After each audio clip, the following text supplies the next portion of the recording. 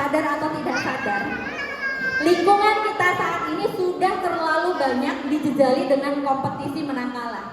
Padahal hidup tidak melulu tentang menang dan kalah. Ada banyak persoalan dalam hidup itu berurusan dengan bagaimana mencapai tujuan bersama. Begitu juga dengan keluarga, dan mudah-mudahan kita hari ini tentang saling memahami dalam keluarga yang diamanahkan kepada kami sekeluarga, saya dan ini ya sudah dibela-belain sarimbitan kayak guru ya. Semoga bisa melengkapi amunisi Bapak Ibu untuk bisa mencapai tujuan bersama dalam keluarga dengan cara apa? Dengan cara memahami satu sama lain. Dimulai dari memahami diri sendiri, memahami pasangan, memahami anak-anak, dan juga mengajak anak-anak untuk memahami kita orang tuanya. Pada kesempatan kali ini saya didampingi oleh ciwi-ciwi di rumah kami ya. Alhamdulillah ada Kak Takia yang saat ini umurnya 15 tahun. Boleh aplaus untuk Kak Takia. Semoga nanti bisa sharing karena sebagian di antara kita mungkin putra-putrinya sudah SMP ya. Kak Takia saat ini sekolahnya setara dengan kelas 9. Kemudian ada Mbak Hilmia. Boleh berdiri Mbak Hilmia? Ya, boleh tepuk tangan Bapak Ibu. Ini anak kami yang nomor 3, saat ini sekolahnya setara dengan kelas 5. Kemudian ada Mbak Asda, boleh? Oke. Mbak Asda ini umurnya 7 tahun, saat ini setara dengan kelas 1. Nun sewu nyun pangapunten, ini yang 2 pakai masker karena sedang flu. Jadi karena sedang flu, batuk pilek, kita biasa di rumah juga mereka bermasker, jadi di sini juga bermasker begitu. Kenapa setara? Karena saat ini kami memilih jalur pendidikan non formal informal dan kami bernaung di bawah Yayasan Araihan Bantul di Homeschooling Islam Terpadu Araihan Bantul. Saat ini selain di Homeschooling Araihan Bantul, saya juga diamanahi sebagai pengampu kurikulum di sekolah orang tua Yayasan Araihan. Jadi kami di Araihan juga ada sekolah orang tua seperti ini, ya. Ada kurikulumnya, ada wisudanya, ada PR-nya, ada penilaiannya, ada raportnya. Jadi mudah-mudahan nanti kita bisa bersinergi, sinkronisasi, berkolaborasi suatu saat nanti untuk apa? Untuk mendidik generasi dengan baik. Terkait dengan pendidikan, saya kuliah S1 di UNY, ada rekan satu alma mater ya, lama banget ya ketemu sama Pak Bagus, senang banget ketemu di sini. Dan alhamdulillah baru tahun kemarin saya menyelesaikan studi di Magister Psikologi Sains Universitas Mercubuana Yogyakarta. Kampus pusatnya di Jalan Wates, tapi saya ikut kuliah yang di Condong Catur. Kemudian sehari-hari aktivitas utama mendidik anak-anak di jalur homeschooling, kemudian juga sebagai freelance di dunia training, fasilitator, dan juga di dunia manajemen SDM. Ini bagian dari passion karena dulu senang organisasi ya sama Pak Bagus, saya teruskan sampai sekarang. Alhamdulillah itu bisa berjalan seiringan dengan mendidik anak-anak. Berikutnya untuk anak-anak saya persilakan untuk perkenalan sendiri saja ya. Kak Takia boleh pinjam mic-nya Ibu. Ya biar kenalan sendiri. Silakan.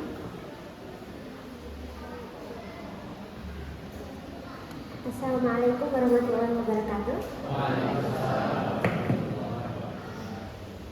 Saya Takia Fatin Ulaya, biasa dipanggil Takia. Saat ini berusia 15 tahun. Saya awal sekolah setara dengan kelas 9B. Terus untuk saat ini minat saya ada di sejarah, budaya, psikologi, hobi saya membaca, menulis, ilustrasi, dan komedi. Lalu pengalaman saya selama ini saya pernah menulis 2 karya buku, Misteri Pulau di Tengah Lautan 2018 dan Musik Kegelapan itu tahun 2019, dan 1 antologi bersama komunitas pensil cilik. Saya juga co-founder dari komunitas online pensil cilik, komunitas penulis dan ilustrator cilik. Sebelum ini saya juga pernah menjadi volunteer dan komentar di Olevo Academy, dan Probaya di Jakarta Siswa, komunitas online. Program belajar saya saat ini pendidikan non formal secara paket B, persiapan ASPD untuk ya, karena kelas 9, lalu strength training. Cita-cita terkini menjadi editor atau penerjemah. Target jangka pendeknya masuk ke SMA negeri. Baik, terima kasih Kak Kia. Ya, target jangka pendeknya masuk di SMA negeri. Jadi ini salah satu anak yang sudah berencana mau pindah jalur. Kemarin di informal non formal, berikutnya mau masuk ke sekolah formal. Terima kasih Kak Kia. Boleh silakan duduk kembali. Berikutnya Mbak Hilmia, boleh perkenalan Mbak Hilmia.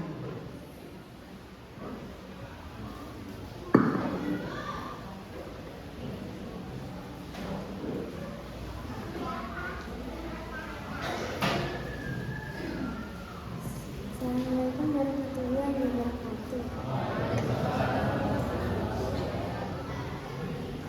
Saya Hilmia Hadisatul Umar, biasa dipanggil Hilmia atau Mia. Umur saya sekarang 10 tahun. Minat saya sastra dan sehingga hobi saya membaca dan journaling. Program belajar saat ini paket A, pasien, literasi, olahraga, praktek, craft, dan kaligrafi. Cita-cita terkini fisioterapis, target jangka pendek menonton teater dengan biaya sendiri. Ya, lagi nabung mau nonton teater pakai biaya sendiri. Boleh, terima kasih Mbak Hilmia. Silakan duduk kembali. Indah Asda, silakan. Assalamualaikum warahmatullahi wabarakatuh. Nama saya Fatifah Asdani Kuda, biasa dipanggil Asda. Umur saya sekarang 7 tahun. Minat saya sastra, matematika, musik, dance. Hobi membaca, menulis cerita. Program belajar saat ini paket A, pasien, literasi, olahraga, karate, craft, kaligrafi. Cita-cita terkini ilustrator atau pelukis. Target jangka pendek melatih kemandirian. Boleh diceritakan target jangka pendeknya melatih kemandirian dalam hal apa? Harus makan cepat. Targetnya sedang belajar makan cepat. Bapak Ibu relate yang anaknya kelas 1 atau di bawahnya? Terima kasih Asda. Boleh tepuk tangan ya. Judulnya melatih kemandirian, turunannya memang salah satu programnya adalah dengan program makan cepat. Cepat itu cepat mulainya, fokus makannya sehingga cepat selesainya. Sampai kita bikin tabel jam makan yang dibikinkan mbaknya ini ya. Jadi di jadwal pagi jadwal makan sampai jam berapa? Maksimal 7.30. Mungkin kalau untuk putra Bapak Ibu kesiangan ya. Kami karena belajarnya fleksibel jadi 7.30 maksimal. Kalau siap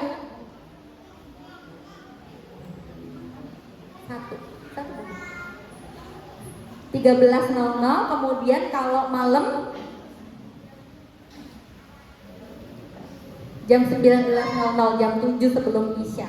Dibikinkan kolom, kemudian setiap kali Asda selesai makan, siapapun yang pertama kali melihat piringnya habis, nanti akan tanda tangan di situ, parah kakak-kakaknya. Jadi yang pertama kali lihat langsung dicatat jamnya jam berapa, terus ditanda tangani. Jadi semua terlibat. Kadang-kadang kalau pas saya nggak di rumah atau saya nggak lihat, kakak-kakaknya yang membantu. Jadi itu salah satu program belajar di rumah kami, belajar kemandirian. Jadi jangan dibayangkan ya Bapak Ibu kalau misalkan pelaku homeschooling itu di rumah itu ngajarin kayak bu guru, itu bukan. Justru kami belajar hal-hal yang sangat dekat dengan kehidupan kita sehari-hari. Belajar mandiri, mengurus makan, mengurus jadwal harian, mengurus diri sendiri, bagaimana mengurus urusan-urusan rumah tangga gitu ya. Itu jadi program, termasuk misalnya menjemur, cuci baju secara manual, masak nasi bukan pakai magicom, itu diantara tema-tema belajar di rumah kami. Nah, mudah-mudahan apa yang kami lakukan sampai hari ini bisa bermanfaat untuk Bapak Ibu, karena Yang kami lakukan juga bisa dilakukan oleh Bapak Ibu di rumah, melengkapi apa yang dilakukan anak-anak kita ketika belajar di sekolah. Baik, saya akan memulai dengan cerita. Jadi tahun 2024 saya dengan rekan-rekan yang selama ini menangani training namanya Pendaru Institute, saya dan tim melakukan survei yang diikuti oleh 5.237 siswa usia SMP se-Kabupaten Bantul. Waktu itu temanya karena persiapan ASPD, jadi yang disurvei adalah anak-anak umur kelas 9 seperti kata Kia. Waktu itu kita nyebarkan survei pakainya skala EPOC. Skala EPOC itu berkaitan dengan kesejahteraan psikologis ya atau kondisi mental yang positif. Kita sebarkan survei, ternyata didapati bahwa 31% siswa SMP kelas 3 di Kabupaten Bantul tidak sejahtera secara psikologis.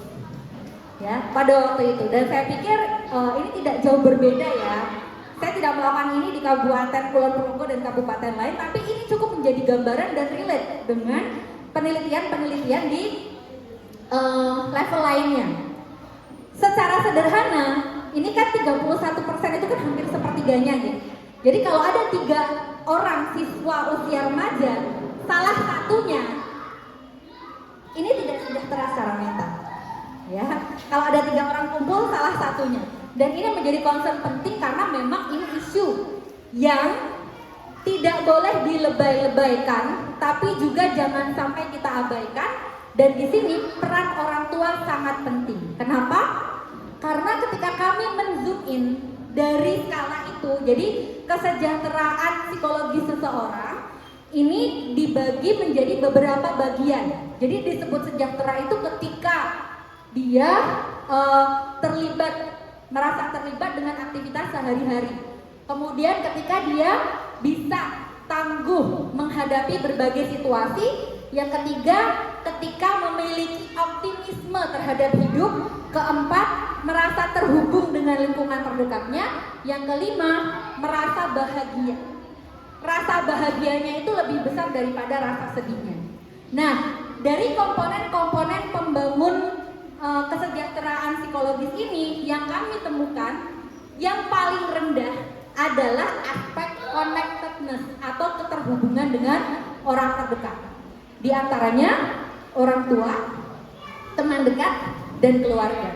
Dan ini menjadi PR kita bagi orang tua ya.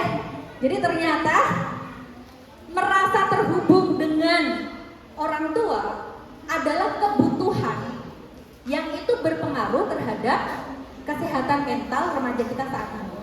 Merasa terhubung, dekat belum tentu merasa terhubung, ya karena bisa jadi kita sebelahan tapi nggak nyambung.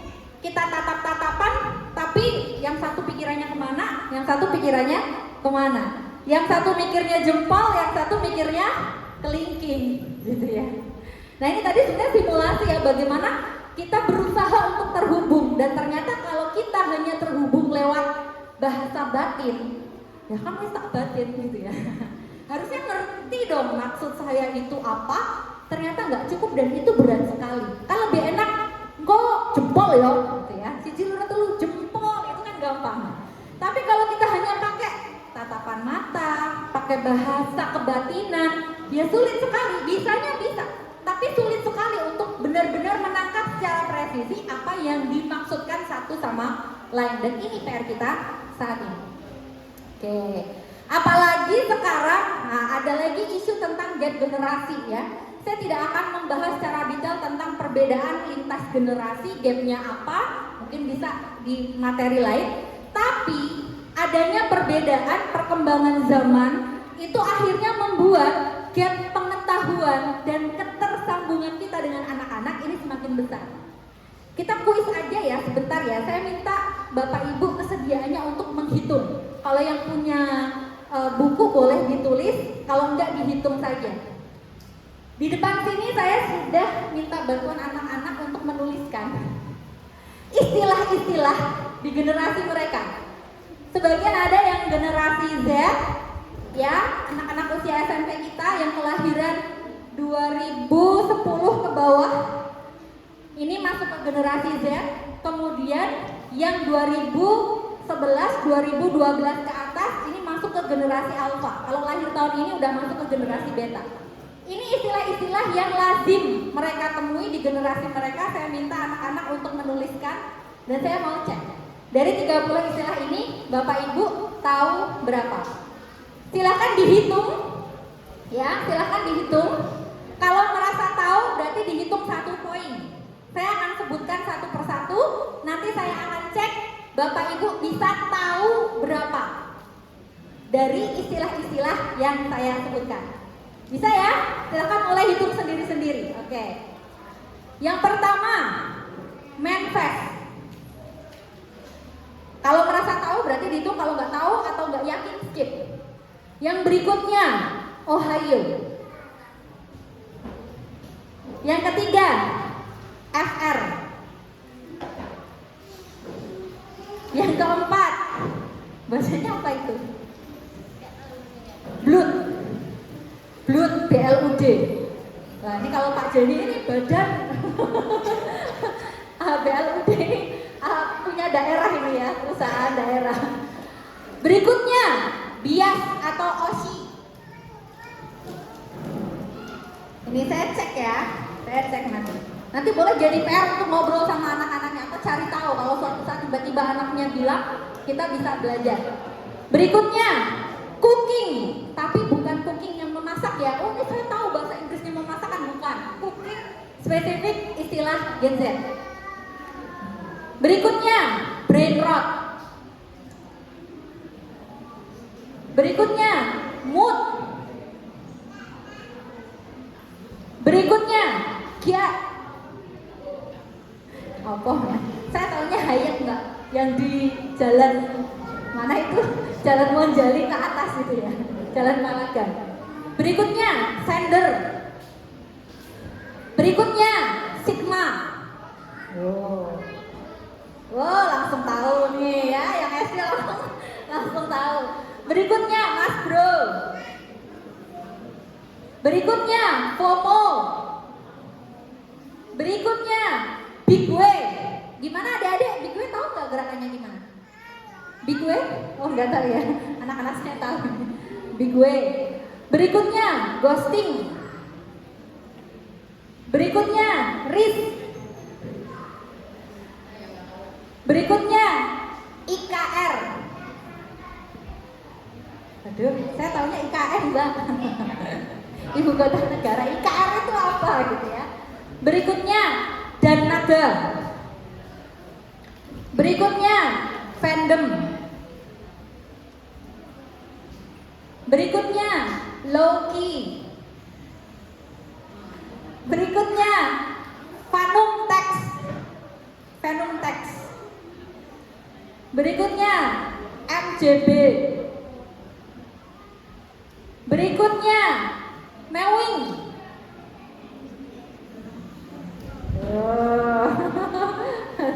Mewing. Berikutnya, tea yang bukan teh ya. Bukan tea itu teh kan Mbak, bukan. Ini istilah khusus. Berikutnya, ship. Ship yang bukan kapal. Bukan, ini istilah. Berikutnya, salty. Salty yang bukan garam. Berikutnya, GGWP. Wah, bapak-bapak mungkin tahu ya. Ketemu anaknya, GGWP. Wah, langsung apa nih? Berikutnya, Big L.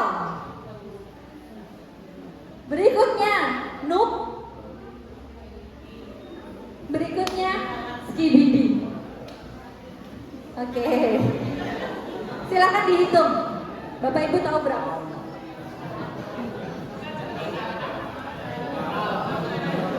Ya.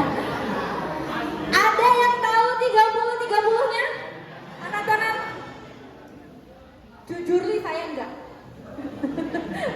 Tapi saya punya narasumber yang bisa saya tanya ya. Tadi tanya, ini apa sih artinya? Ini apa sih artinya? Ada yang tahu 30-30-nya? Kalau ada saya angkat topi beneran ini. Enggak ada? Lebih dari 20 deh. Boleh angkat tangan? Lebih dari 20. Nas ini nggak ada? Nas? Beneran, Cip? Lebih dari 10. Ada ya, Ibu berapa Ibu? 12. Ada yang lebih dari 12?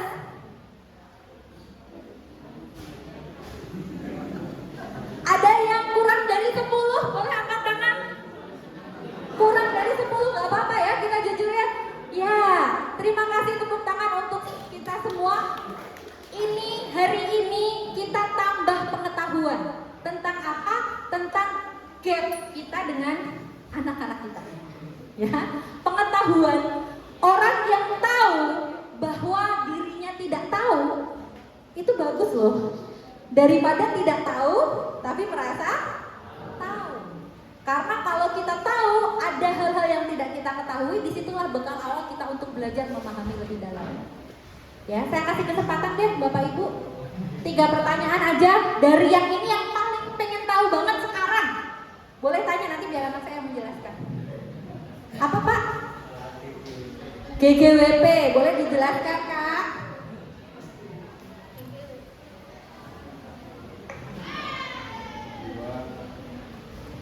GGWP di sini singkatan dari Good Game Well Played. Itu istilah yang biasa digunakan setelah bermain game. Terus habis itu misalnya kira-kira artinya permainan yang bagus dimainkan dengan bagus. Good game well played. Well played. Good game, well play. Ya, jadi ini biasanya setelah main game ya. Biasanya dipakai setelah main game. Kalau mau memuji permainannya bagus, GGWP, good game, well play. Ini juga sering dipakai untuk konteks non permainan. Juga disingkat GG Atau GG aja, GG gitu ya. Ya. Karena ini pakai istilah mereka walaupun maksudnya mungkin sama, akan berbeda nilainya. Misalkan ketika saya ketemu dengan adiknya Takia yang usianya sekarang 12 tahun ya, 12 mau 13 gitu. Misalkan habis dia larinya bisa cepet, bagus gitu ya. Daripada saya bilang bagus, beda rasanya ketika saya bilang Mas GG gitu. Boleh dicoba ya, GG gitu. Boleh, terima kasih Kak penjelasannya. GGWP itu biasanya setelah GG gitu.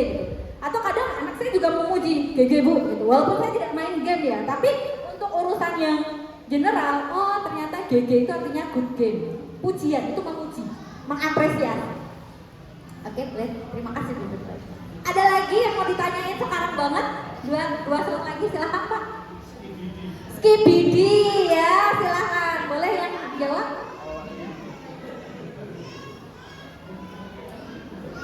Boleh. Skibidi itu apa? Boleh berdiri.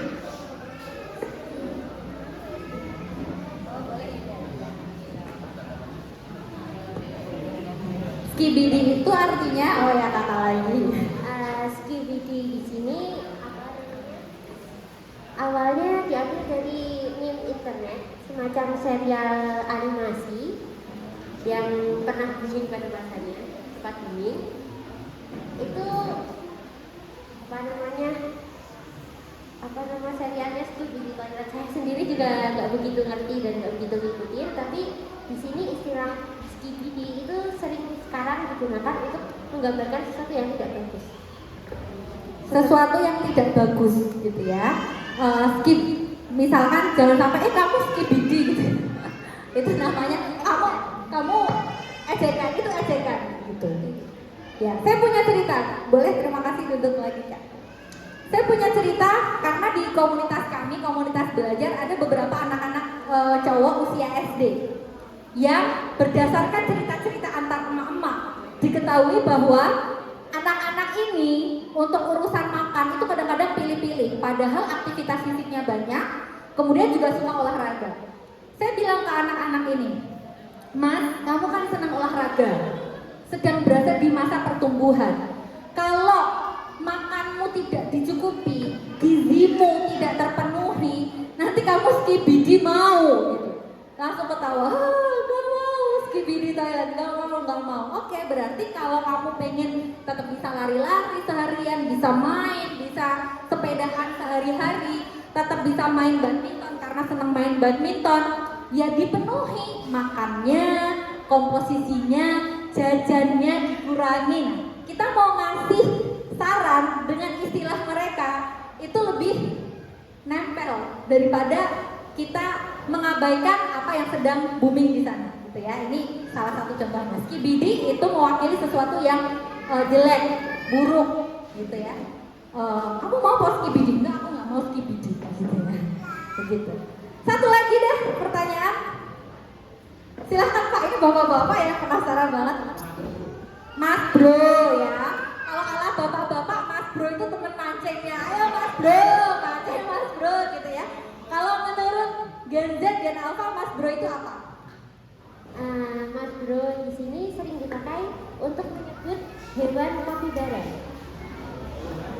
Hewan kapibara itu adalah hewan yang digemari ya, relatif digemari di kalangan Gen Z dan Gen Alpha. Ya, karena sering muncul di meme sebagai hewan yang santai, gampang bergaul dengan hewan-hewan lain, seperti itu. Ya, Mas Bro itu sebutan untuk hewan kapibara. Ini boleh search ya, kapibara itu seperti apa, bentuk kartunya seperti apa, itu lagi seneng gitu. Dan itu ya saya melihat netral aja ya, semua istilah ini netral seperti bahasa kita, cuma ini benar-benar secara genuine dan natural dan organik muncul di tengah anak-anak kita secara massal ya, karena terpaparan teknologi itu luar biasa sampai akhirnya di sana di sini anak-anak tahu. Terima kasih kakak. Oke ya. Sisanya silakan nanti boleh jadi bahan belajar karena ini baru sekilas saja, sebagian saja dan masih banyak hal yang lain. Oke. Jadi ketika kita ingin memenuhi, ingin memahami anak-anak kita mulai dari mana? Bahkan sebenarnya bukan hanya memahami anak kita ya, tentang memahami diri kita juga. Kita mulai dari mana? Nah, saya pengen ajak Bapak Ibu untuk belajar tentang kebutuhan dasar manusia. Ini dipelajari dalam psikologi humanistik bahwa pada dasarnya setiap manusia itu memiliki kebutuhan dasar yang sama. Mau usia tua, mau usia muda, mau dari generasi apa saja, mau laki-laki atau perempuan memiliki kebutuhan dasar yang sama. Dan kebutuhan dasar ini tercermin dalam bentuk seperti piramida, yang mana piramidanya itu ada lapis-lapisnya yang menggambarkan prioritas tiap kebutuhan. Semakin di bawah artinya merupakan pondasi yang perlu dan penting untuk segera dipenuhi, karena kalau pondasinya nggak ada, sulit untuk naik ke tahapan berikutnya. Kalau saya tanya ke Bapak Ibu pengen anak-anaknya sukses bukan? Pengen nggak? Pengen ya? Pengen putra-putrinya berprestasi bukan? Pengen. Di mana sih adanya prestasi? Di atas Pak Bu. Paling atas. Kadang-kadang kita cenderung lompat, pengen anaknya berani tampil di depan, pengen anaknya ikut lomba-lomba, pengen anaknya dapat nilai bagus, pengen anaknya hafalannya banyak. Ini ada di paling atas. Ingat, untuk bisa sampai atas jangan lupa penuhi kebutuhan yang di bawah. Itu sederhana sekali. Mulai dari kebutuhan fisik, kebutuhan fisiologis. Ini yang kadang-kadang penting tapi kita abaikan. Kebutuhan fisik itu apa? Bukan hanya uang jajan ya. Bukan hanya uang jajan. Bukan hanya makanan, tapi makanan yang memenuhi kebutuhan gizinya. Proteinnya terpenuhi tidak, zat besinya terpenuhi tidak. Kita pernah ada cerita ya, ketika alhamdulillah kakak Takia sudah ada di fase akil balik. Ketika fase transisi menuju balik, ada fase-fase gampang capek, kemudian moody, gampang marah. Saya pikir itu hormonal, tapi ternyata akhirnya kita tahu, cek HB, ternyata HB-nya sangat rendah, anemia. Kalau kita bercandanya anemia, kekurangan anime. Anemia ternyata kadar zat besinya sangat rendah, hemoglobinnya rendah, kurang zat besi, sehingga itu berpengaruh terhadap kemampuan fisiknya, emosinya, terus termasuk kognitifnya gitu. Saya baru tahu dan akhirnya ya udah, kalau sebelumnya memotivasi, ternyata bukan dimotivasi, bukan dikasih sayang, ternyata ada unsur fisik yang tidak terpenuhi, yaitu zat besi pada waktu itu. Saya amati di anak-anak ya yang suka overthinking, anak-anak sekarang yang kadang suka overthinking gitu ya.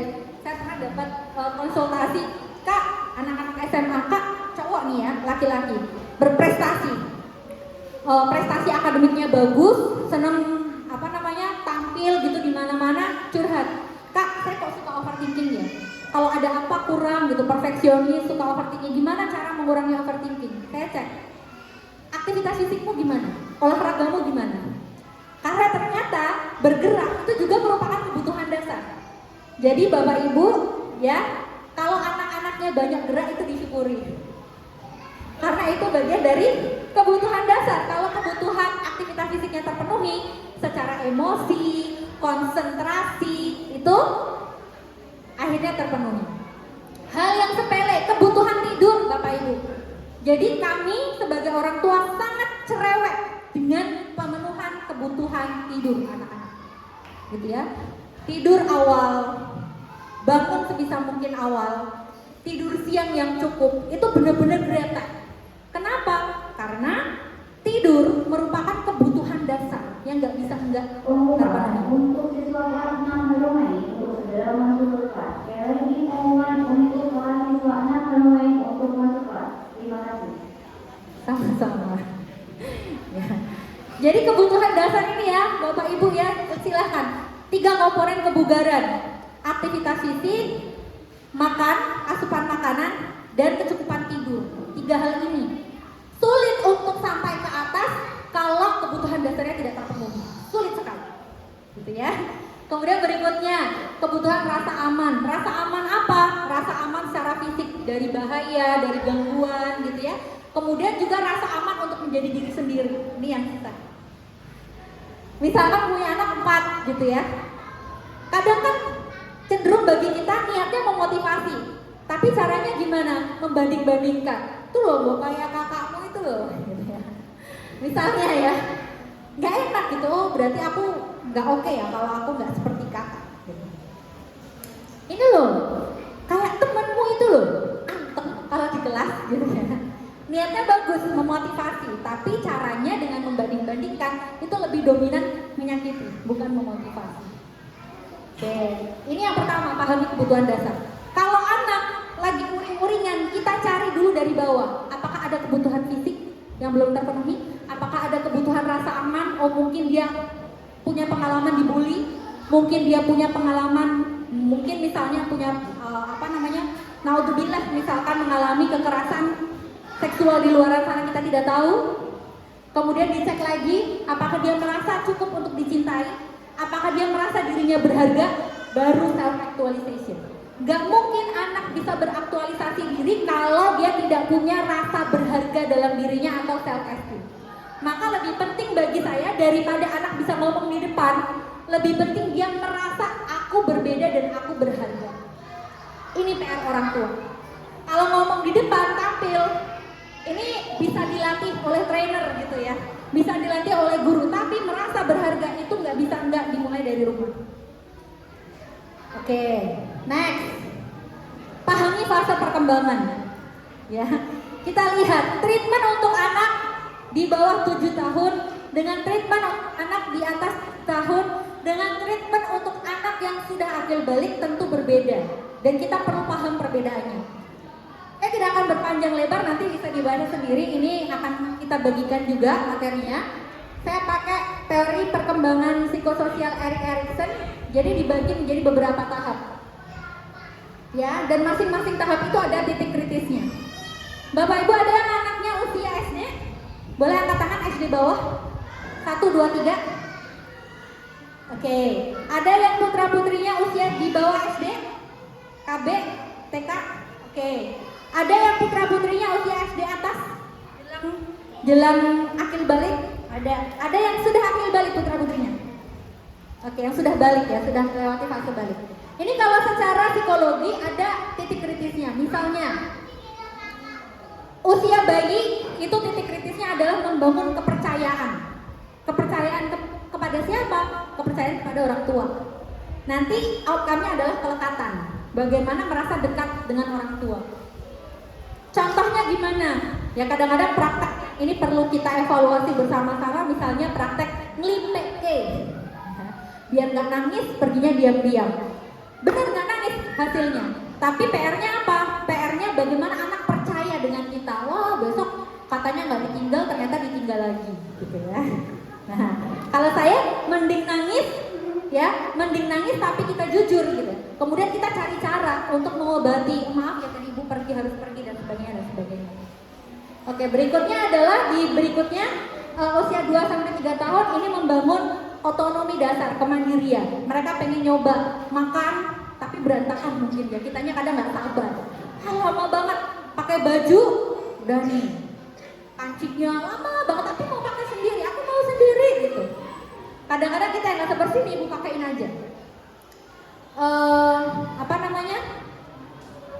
Mandi gitu ya. Biasanya anak paling pengen mandi sendiri di sini nih. Karena pengen membangun kemandirian. Kadang-kadang kitanya yang nggak sabar. Kemudian berikutnya di usia 4-6 tahun ini tentang membangun inisiatif. Dia berinisiatif untuk melakukan sesuatu. Boleh nggak aku pilih bajuku sendiri? Nah ini ya isu. Boleh nggak aku pakai baju cantik-cantik? Oke silahkan pilih baju sendiri gitu ya. Udah dibolehin, tiba-tiba mau diajak jagung, pakainya baju kesayangan yang udah buluk, ada sobek gitu ya. Nah ini juga PR gitu. Kalau memang lagi nggak dibolehin, kadang-kadang anak-anak kasih feedback ke saya, ibu tuh sebenarnya nyuruh kita milih apa enggak sih gitu. Kalau emang ibu udah pilih, udah jujur aja gitu, nggak usah sok-sok dikasih pilihan, tapi akhirnya diintervensi juga gitu. Jadi hati-hati. Berikutnya tentang membangun industri versus inferiority. Nah, usia sekolah anak mulai menyadari bahwa ada hal-hal yang dia tertinggal dibandingkan dengan teman-temannya, gitu ya. Muncul kalimat-kalimat, aku nggak pinter. Kenapa? Karena di usia sekolah kelihatan nih mana yang lebih cepat belajar matematika, mana yang lebih bisa tampil di depan, mana yang sering ikut lomba-lomba, mana yang unggul di pelajaran tertentu, mana yang gambarnya bagus. Mereka mulai sadar dan ketika dirinya tidak bisa mencapai itu muncul inferioritas. Benih-benih insecure itu tidak muncul ketika dewasa, enggak. Mulai di sini gitu. Apalagi fase membandingkan tuh sangat berisiko sekali di fase ini. Temanku pinter matematika, aku enggak. Maka PR kita adalah bagaimana membangun industri. Industri itu maksudnya gimana? Membantu anak kita untuk memahami bahwa dia itu bisa unggul di mana, kuatnya di mana, gitu ya. Nanti saya kasih contohnya. Oke, berikutnya ketika fase early adolescence di usia 13-18 tahun. Identity, krisis identitas. Dia bingung, aku tuh siapa sih? Aku tuh gimana sih? Ini PR juga gitu ya. Ini PR yang perlu kita sadari bahwa di usia-usia 13, 14, 15 anak kita SMP itu mereka mengalami kebingungan yang luar biasa. Mereka lebih dekat sama teman-temannya. Itu pun juga dihantui dengan, wah nanti kalau aku nggak bisa gabung sama teman, benar-benar takut menjadi dirinya itu berbeda, itu takut banget tuh. Khawatir, dijauhi teman-temannya. Nggak suka dibayang-bayangi orang tuanya. Karena apa? Fase krisis identitas, dia sedang mencari jati diri. Oke, boleh dikasih contohnya Kak Takia? Silakan. Apa sih yang dialami oleh anak-anak usia SMP terkait dengan membangun identitas di tengah ancaman kebingungan tentang identitasnya? Kalau saya sih salah satu contohnya itu ganti cita-cita. Dulu udah agak lama itu saya sejak kecil pengen jadi penulis. Awalnya jurnalis, terus habis itu pengen jadi penulis buku, novelis dan semacamnya. Tapi sejak beberapa saat ini ganti. Apa insight-nya? Kenapa ganti? Karena gimana ya, menyadari kalau apa namanya menjadi penulis itu tidak semudah dan seindah ya. Iya. Ya, baik, terima kasih kata dia. Kata kuncinya ya, di fase ini mereka mulai menyadari bahwa menuju cita-cita yang mereka inginkan itu ternyata nggak seindah dan nggak semudah itu. Kenapa? Karena udah mulai realistis ya, ternyata kok berat gitu. Waktu TK dimintanya bu cita-cita apa? Gampang kan, mau jadi presiden, mau jadi polisi, mau jadi dokter. Begitu sudah masuk ke fase ini, mereka sudah realistis sadar, oh ternyata nggak gampang ya jadi presiden gitu. Ternyata nggak gampang ya. Makanya begitu SMP, SMA bingung, diminta menentukan cita-citanya apa, itu wajar. Jadi jangan terburu-buru ya Bapak Ibu. Makanya kalau saya tadi Bapak Ibu cermati di biodata anak-anak cita-cita terkini. Jadi nggak apa-apa berubah-ubah, masih boleh berubah-ubah. Nanti kalau semakin gede, semakin kita bantu memahami dirinya dengan lebih baik, nanti semakin mengerucut arah cita-citanya kemana gitu. Nah kemudian ini ada contoh, nanti bagian Mbak Hilmi ini yang cerita. Kalau di tempat kami memperkenalkan anak-anak sejak dini dengan istilah ini Bapak Ibu. Kalau di Islam ya, ada fase anak-anak tufulah, ada fase mumayyiz, ada fase mukalaf. Itu anak-anak sudah diperkenalkan. Jadi ketika Asda ini kan 7 tahun. Sebelum 6 tahun ada kelonggaran-kelonggaran yang kita belikan karena dia memang masih fase anak-anak. Tapi dia juga tahu bahwa ada fasilitas-fasilitas, kesempatan-kesempatan yang hanya didapatkan oleh anak mumayyiz. Program belajar, gitu ya. Karena sudah dianggap bisa membedakan yang baik dan buruk, akses tontonan juga berbeda. Karena sudah bisa, kalau di TV itu kan ada rating usia ya. Nah, kita ada beberapa tontonan yang benar-benar kita tunggu mumayyiz. Mau ikut acara, tunggu mumayyiz dulu.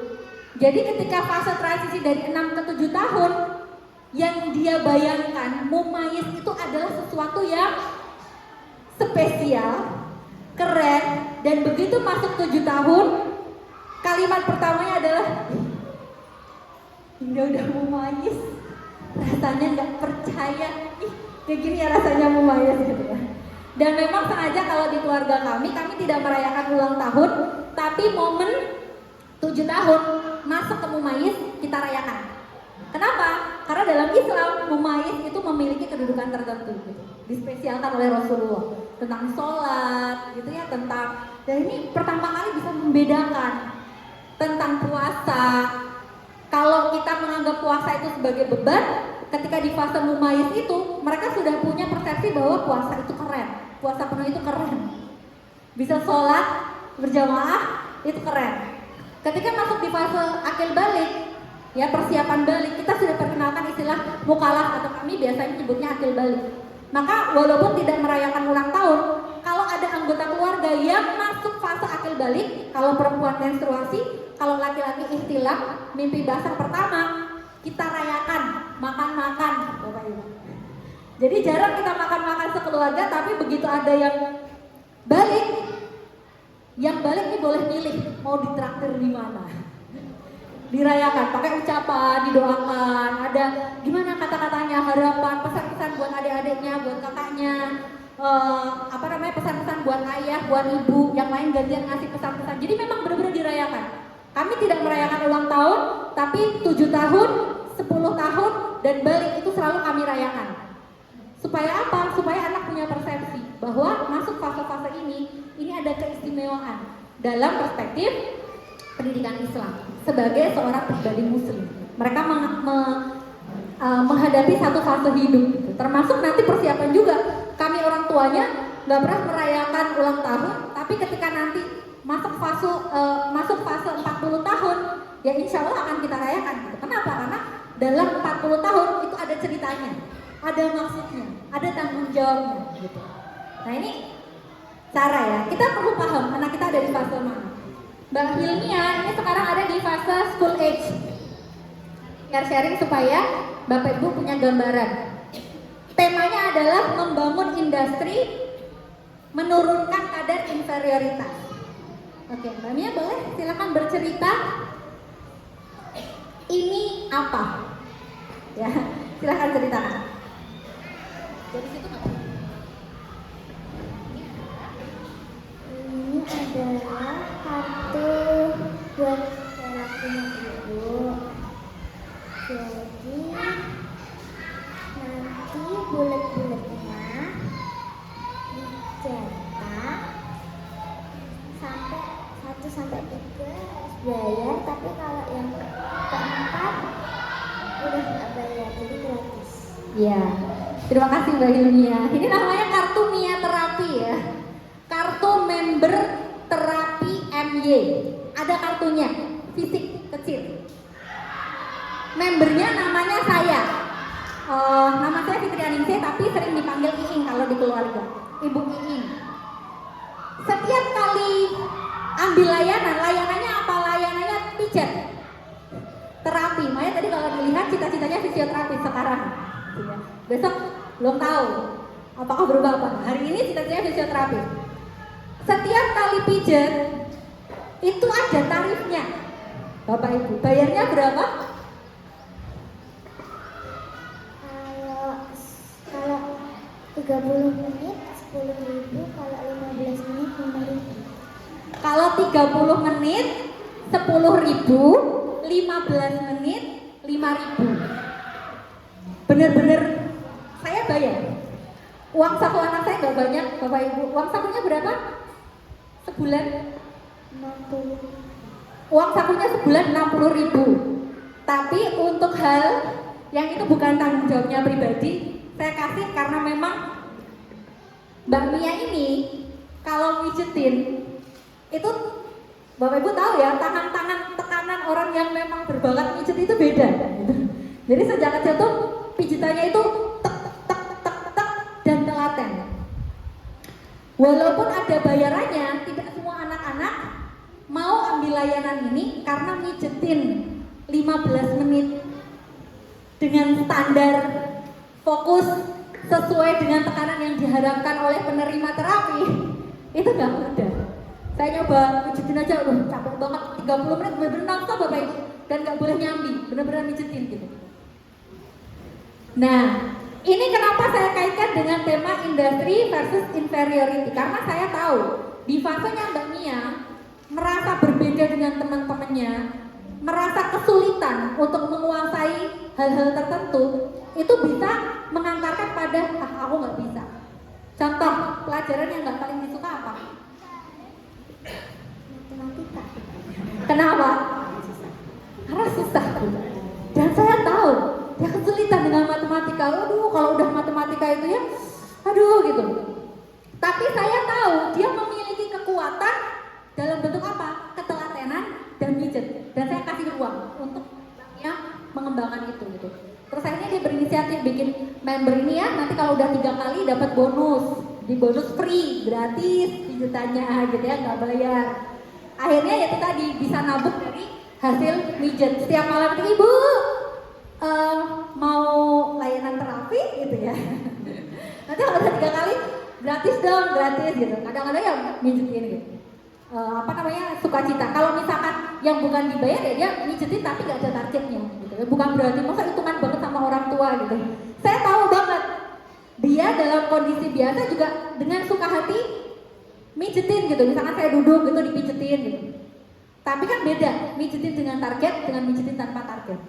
Mijetin dengan standar dengan mijetin tanpa standar. Ini program belajarnya gitu ya. Jadi kita kasih kesempatan yang bersangkutan untuk mengembangkan yang dia memang unggul di situ.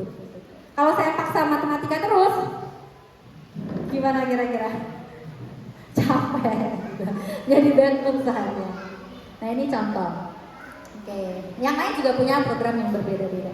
Yang ketiga, apa yang perlu kita pahami satu sama lain yaitu tentang bahasa cinta. Ini tools yang sebenarnya bukan satu-satunya, tapi sangat memudahkan. Kenapa ada tadi ya masalah connectedness merasa tidak disayangi, merasa tidak terhubung dengan orang tuanya? Apakah karena orang tuanya nggak sayang? Saya kira nggak ada ya orang tua yang nggak sayang anaknya gitu. Tapi kadang-kadang kita sudah sayang, anak nggak ngerasa. Kenapa? Karena caranya tidak sesuai dengan segmen marketnya, nggak sesuai dengan harapan anak untuk disayangi. Begitu juga misalkan kita dengan pasangan gitu ya, kayaknya kita udah misalkan ada istri ya, kok nggak pernah, aku merasa tidak disayangi karena suami saya tidak pernah mengucapkan kata-kata romantis gitu. Padahal setiap hari udah dianterin, diantar jemput, dibantuin jemur, dibantuin beres-beres rumah, dibantuin jaga anak gitu. Kenapa? Karena ternyata bahasa cintanya berbeda. Secara garis besar ada 5 istilah, 5 bahasa cinta yang sering dipakai oleh orang-orang untuk memudahkan mengidentifikasi ini. Dan setiap orang sebenarnya punya semuanya ya. Ini semuanya perlu, hanya saja ada yang dominan. Yang pertama, kata-kata apresiasi, word of affirmation. Contohnya, I love you Bunda, I love you Kakak, Ibu sayang Mia, Ibu sayang Yunda gitu ya. Ini kata-kata, atau tidak harus dalam kata I love you, tapi bentuknya apresiasi. Ibu bangga banget sama kakak. Ya. Makasih ya, bantuanmu sangat berharga. Jadi diucapkan. Ya, GG. Nah, gitu ya. Nggak usah pakai bunga. Misalkan kadang-kadang anak laki-laki misalnya ya, ibu bangga banget, kamu keren banget. Kadang mikir apaan sih gitu. Tapi beda GG. Gitu. Itu udah merasa diapresiasi. Ya. Kemudian dipuji, kadang-kadang bentuknya dipuji. Aduh, Bunda cantik sekali. Bunda bajunya matching loh, bagus loh. Gitu. Dan seterusnya. Ini yang pertama bahasa cintanya. Kemudian yang kedua sentuhan fisik, ya, dielus, dipeluk, dirangkul, dicium, dielus-elus, gitu ya, diusap-usap. Itu bentuk sentuhan. Kadang ada anak yang suka nempel-nempel gitu ya. Nah ini indikator bahasa cinta utamanya mungkin sentuhan. Kemudian yang ketiga adalah bersamaan, quality time, waktu bersama, pergi bareng, ngobrol bareng, main bareng, gitu ya, ikut kemana-mana, di mobil ngobrol berdua, quality time. Berikutnya pelayanan, act of service, melayani atau dilayani, ngambilin sesuatu, bikinin minuman, ya, dibantuin ngerjain apa, diantar jemput. Nah, kemudian berikutnya adalah hadiah, ngasih hadiah. Hadiah tidak harus mahal ya, hadiah kecil gitu. Kadang ada anak-anak yang datang bawa bunga, ibu ini bunga untuk ibu. Ibu ini aku kasih hadiah hasil karyaku. Mungkin hasil karyanya sederhana tapi dia bingung, dia kasih ini hadiah untuk ibu. Nah, dengan mengetahui ini kita memudahkan. Kenapa? Karena kalau dia biasa mengekspresikan seperti itu, kemungkinan besar kebutuhan dasarnya adalah seperti itu. Suami saya jarang sekali mengeluarkan kata-kata romantis. Kenapa? Karena saya tahu bahasa cinta utamanya adalah pelayanan. Maka kalau di rumah mungkin beda ya, setiap keluarga beda. Kalau di rumah kami yang bikin minum kopi, teh itu suami. Gitu. Kenapa? Karena bahasa cintanya itu gitu. Beliau merasa menyayangi saya ketika bikinin kopi pagi gitu. Ibu mau kopi apa gitu. Itu suami yang bikin. Mungkin sebagian kebalik ya, istri yang bikinin gitu. Kenapa? Karena bahasa cintanya pelayanan. Saya tahu ini, maka saya berusaha untuk memenuhi kebutuhan act of service walaupun kecenderungan saya tak seperti itu gitu ya. Jadi misalnya dibantuin ngerjain pekerjaan, ditemenin kemana gitu ya, bantuin ngerjain apanya. Jadi banyak sekali urusan-urusan suami yang saya terlibat di situ. Kenapa? Karena beliau merasa disayangi ketika saya membantu pekerjaan beliau. Kemudian ada juga misalnya kalau saya cenderung word of affirmation. Jadi bukan yang dipuji-puji, yang dibumbuin gitu. Dan suami belajar gitu. Misalkan memberikan apresiasi. Makasih ya Bu, udah dijemput. Makasih ya Bu, anak-anak udah dianterin periksa. Maaf ya Bu, gitu. Misalkan kata-kata seperti itu sangat membantu saya. Walaupun saya tahu suami saya berterima kasih, tapi dengan diucapkan itu lebih mudah bagi saya untuk merasa disayangi. Nah ini contoh. Nah, saya mau ngajak Bapak Ibu nebak, ya. Tadi malam, pas banget tadi malam tiba-tiba Asda yang umurnya 7 tahun ini memberi saya surat. Kayaknya suratnya tugas di kelas ya? Kelas apa? Keterampilan. Oh, di kelas keterampilan diminta bikin surat. Terus suratnya dikasihkan ke saya. Saya minta izin, boleh nggak hari ini suratnya dibacakan? Nah, dia nanti akan membacakan. Boleh?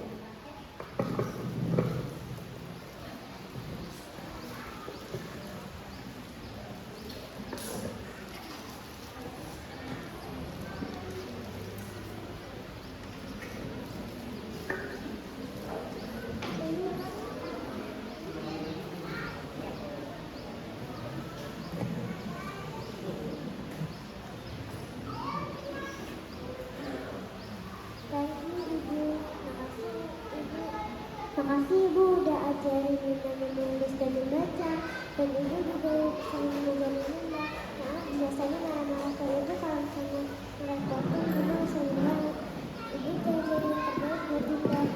Ibu juga udah nolongin Yunda waktu sibuk. Ibu telah menghubungi Yunda ke pantai baru dan di perjalanan terjadi beda. Nanti Ibu udah kasih yang terbaik buat Yunda. Oke, kedengeran nggak tadi? Lembut sekali ya. Terima kasih Yunda sudah membacakan ya. Makasih Ibu udah ajarin Yunda menulis dan membaca. Kira-kira yang mana? Ya, word of affirmation ya. Dia mengucapkan terima kasih secara langsung. Ini padahal ajarin menulis dan membaca itu sudah lama gitu ya, karena sekarang udah lancar menulis dan membacanya. Dan Ibu juga udah sering jajanin Yunda. Di rumah panggilannya Yunda, Yunda yang seperti Mbak gitu ya, namanya Asri tapi panggilannya Yunda. Kemudian maaf biasanya marah-marah ke Ibu dan kalau ngerepotin Yunda ngeselin banget. Kemudian Ibu udah jadi yang terbaik buat Yunda. Ibu juga udah sering bangunin Yunda waktu subuh. Ibu telah menghibur Yunda ke Pantai Baron dan di perjalanan sering jajan-jajan. Thank you Ibu sudah kasih yang terbaik buat Yunda. Ya, yang paling kelihatan word of affirmation. Dia mengungkapkan itu terima kasih, maaf dengan tidak sungkan. Artinya itu juga kebutuhan dia. Maka sebagai orang tua saya PR, oh ini jangan sampai saya lupa mengapresiasi, mengucapkan terima kasih secara lisan, secara langsung kepada Asda. Ya. Kemudian di sini juga ada, bukan hanya word of affirmation ya, ketika dibantuin, ketika diajarin, ketika diapa, itu apa? Act of service, ya. Kemudian ada juga dia diajak jajan. Kalau di rumah kami ada sistem traktiran. Ayo Ibu traktir, traktirnya apa? Traktir cilok gitu ya. Traktir cilok. Cuma cilok, tapi dengan terminologi traktir itu kesannya berbeda, seperti sedang perayaan ya. Mereka jajan cilok sendiri juga bisa, tapi di traktir cilok itu sesuatu yang spesial, hadiah. Nah, sehingga Bapak Ibu meskipun ini memudahkan ya, khususnya untuk anak-anak yang masih berkembang, saya masih ngasih ruang dengan mengekspos mereka dengan berbagai strategi bahasa kita. Jadi jangan buru-buru ya, meskipun misalnya oh ini kayaknya anaknya word of affirmation, kata-kata bahasa cintanya. Terus Ibu dikasih kata-kata terus, Yunda hari ini Yunda cantik sekali, Yunda Ibu sayang Yunda, tapi nggak dibantuin, nggak dipeluk, nggak dikasih hadiah, ya nggak bisa gitu ya. Jadi semuanya tetap perlu dipaparkan, tapi kita perlu tahu senjata utamanya itu apa, supaya ketika kita memiliki keterbatasan kita bisa memfokuskan energi kita untuk pakai senjata itu gitu. Oke, nanti silakan ya dicek. Kemudian berikutnya tentang kepribadian, ini basic banget sih. Ada banyak toolsnya, biasanya yang sering nyoba-nyoba tools kepribadian tuh kata dia ya, belajar MBTI. Ibu sering begini apa begini? Ibu sering begini apa begini? Begini apa begini? Oh Ibu berarti MBTI-nya apa gitu ya. Ini tidak untuk mengotak-ngotakan, tapi memudahkan kita untuk memetakan awal.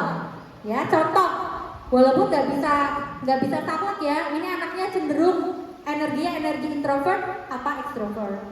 Ini orangnya cenderung goal oriented apa emotional oriented.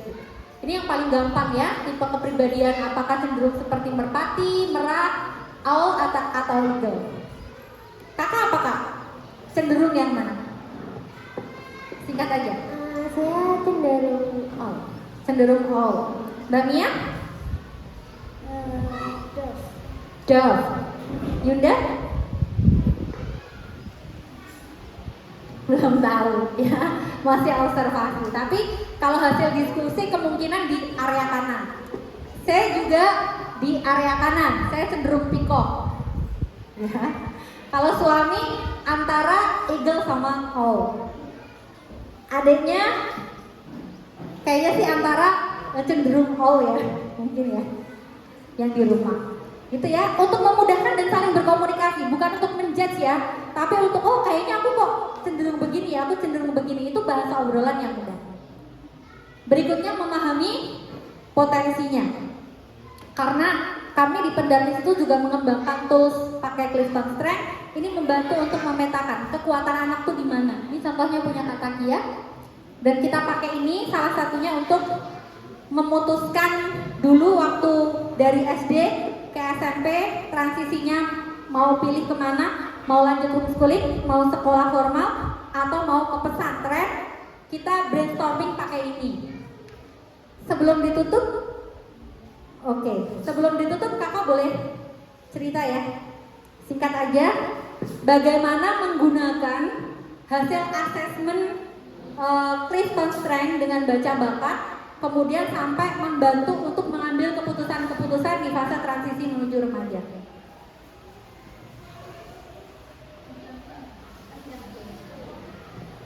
Jadi ketika kelas 6 SD kemarin, saya masih kesulitan untuk menentukan antara untuk melanjutkan pendidikan setara SMP-nya di mana, mau formal, lanjut homeschooling alias informal non formal, atau pondok pesantren.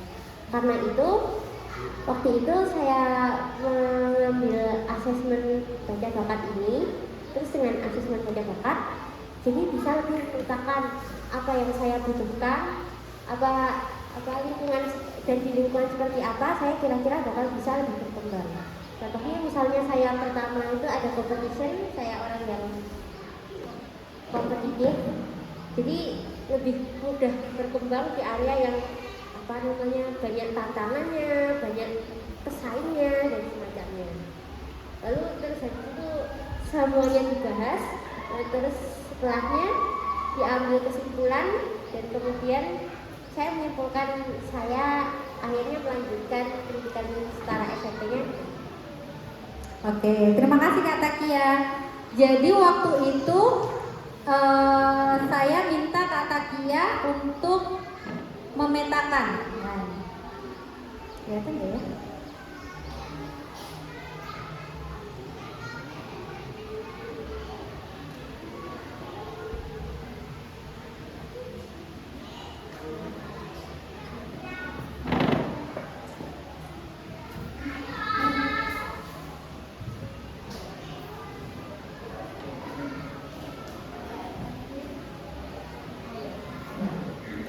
Jadi sebenarnya ini bukan soal asesmennya, tapi bagaimana pemetaan potensi anak itu jadi bahan diskusi bersama. Supaya apa? Anak paham tentang dirinya, kita paham tentang anak, dan kita bersama-sama menjalani proses sampai keputusan itu dibuat. Sebenarnya bisa aja gitu, dalam kondisi dia bingung, tadi ya, krisis identitas, saya arahin aja, udahlah Kak, homeschooling lagi aja, ibu yang handle, ibu yang urus, gampang nanti diatur gitu ya. Atau udahlah Nak, pesantren aja, lingkungannya terjamin, terus habis itu temennya banyak, terus habis nanti bisa fokus mengembangkan ilmu agama. Atau udahlah Kak, sekolah formal aja, yang gratis, yang begini-begini, itu bisa sebenarnya. Tapi kami memilih jalan yang tidak mudah. Kenapa? Karena kita punya tujuan bagaimana memahami dirinya, kami memahami dia, dia memahami apa harapan kami juga. Akhirnya tak minta setelah tadi asesmen ketemu hasilnya, coba dijelaskan, kemudian dikaji pilihan-pilihan itu plus minusnya apa jika dikaitkan dengan potensi-potensi dan kelemahan-kelemahan yang dimiliki. Akhirnya dia bikin presentasi ini. Ini kakak Takia yang bikin waktu kelas 6 SD. Rencana sekolah lanjutan. Saya cuma nyiapin pertanyaan-pertanyaan. Jadi ini pertanyaannya dari saya, yang bagian bawah dia yang menjelaskan sendiri. Seperti apakah aku menurut hasil baca bakat? Dia menjelaskan, bakatku adalah ini. Sehingga aku adalah orang yang menyukai kompetisi dan selalu mengharapkan hasil yang terbaik. Aku senang menjalin hubungan dengan orang, tindakanku cenderung spontan, tapi aku fokus pada tujuan. Itu berdasarkan hasil asesmennya. Kemudian saya tanya lagi, apa hal-hal yang relate denganmu? Beberapa hal yang relate denganku, aku senang berkompetisi, hal-hal yang sempurna dan menjalin hubungan pertemanan dengan orang lain. Dari hal-hal tadi, mana yang belum terfasilitasi dengan pilihan selama ini? Selama di rumah menurutku aku kekurangan asupan kompetisi. Karena orangnya sangat kompetitif gitu ya. Bukan kompetitif yang lomba ya, tapi senang dengan lingkungan yang kualitasnya tinggi sehingga dia bisa mengejar. Dan karena selama ini aku homeschooling, jadi sarana untuk bersosialisasi cukup terbatas. Ini dia yang jawab. Saya cuma sediain pertanyaannya berdasarkan hasil itu tadi. Terus alternatif sekolah lanjutannya ada apa aja? Nah, berikut beberapa jenis sekolah yang menurutku menarik untuk dicoba. Ini hasil apa? Hasil wawancara. Wawancara ke siapa? Ke tante-tantenya. Wawancara ke teman-temannya. Wawancara ke teman online yang kebetulan kelasnya di atasnya. Beberapa jenis sekolah, pilihannya 3. Ini muncul dari dia sendiri. Pondok pesantren, SMP formal, atau homeschooling. Pondok pesantren, ini hasil riset wawancaranya tadi ya. Kelebihannya apa? Ini. Kekurangannya apa? Ini. Dengan kekurangan dan kelebihan itu solusinya apa? Oh, belajar untuk membiasakan diri. SMP formal, kelebihannya apa? Menurut dia. Kekurangannya apa? Menurut dia. Berdasarkan hasil wawancara, solusinya adalah oh, kalau di sekolah formal kekurangannya kurang bisa menyalurkan bakat. Berarti solusinya gimana? Solusinya ya bakat bisa dilakukan di rumah. Hasil wawancara dengan rekan-rekannya yang masih melanjutkan homeschooling. Kelebihannya apa? Untuk bakat itu lebih mudah. Kekurangannya apa? Ya tentang kompetisi tidak terfasilitasi. Karena di rumah jadi sosialisasinya juga kurang. Solusinya gimana? Ikut komunitas online. Kalau mau ambil homeschooling berarti yang perlu dilakukan adalah ikut komunitas online. Akhirnya dia menimbang dari semua pertimbangan itu, dia menentukan urutan prioritasnya apa. Oke, pilihan pertama homeschooling lagi berdasarkan solusi yang mungkin dia lakukan. Pilihan kedua pondok pesantren, pilihan ketiga SMP formal. Support yang dibutuhkan apa? Dari orang tua. Yang pertama membantu menata ulang program-programnya, membantu pendaftaran. Jadi yang ini pertanyaan dari saya, yang ini jawaban anak, gitu ya. Ya sebenarnya ini tugas orang tua ya. Anak mau daftar kan? Ya biasa kita daftar gitu, dampingi daftar, bayar gitu kan biasa. Tapi ketika ini muncul, berbeda sekali tingkat keterlibatannya. Udah ini yang terakhir gitu ya. Jadi Bapak Ibu sekalian ya, tidak memahami anak kita dan anak kita tidak memahami kita itu sulit. Sesulit kita switch tanpa komunikasi ya, tanpa obrolan, hanya dengan harapan-harapan yang di batin saja. Sebaliknya, memahami anak itu juga sulit. Ya, kita harus tadi tahu istilah skibidi apa gitu ya, kita apaan sih kayak gini dipelajari gitu. Kita harus tahu karakteristik anak, kita harus tahu bahasa cintanya anak, kita harus tahu fase perkembangan anak, itu sulit. Tinggal Bapak Ibu silahkan mau pilih sulit yang mana. Kami memilih sulit yang kedua, walaupun proses memahami itu jalannya berliku, butuh usaha, butuh waktu, butuh energi, tapi ketika itu berjalan, alhamdulillah, jalannya lebih bahagia, lebih terlibat, sarana orang tua untuk menginstal value keluarga, ini juga bisa berjalan dengan lebih efektif. Demikian saya cukupkan. Assalamualaikum warahmatullahi wabarakatuh. Kita beri closing yang meriah untuk Bu Fitri yang bersih. Alhamdulillah, terima kasih banyak Bu Fitrianisi dan Tia, Mbak Takia, Mbak Hilmia dan Mbak Azda. Luar biasa sekali, Masya Allah, sangat interaktif dengan Bapak Ibu semuanya. Baik, karena waktunya hanya kurang lebih tinggal 30 menit ke depan, kami akan membuka 2 kesempatan bertanya, satu untuk Ibu dan satu untuk Bapak. Silakan bagi ternyata Bapak-Bapak semua. Baik, kesempatan untuk 2 Bapak pertama,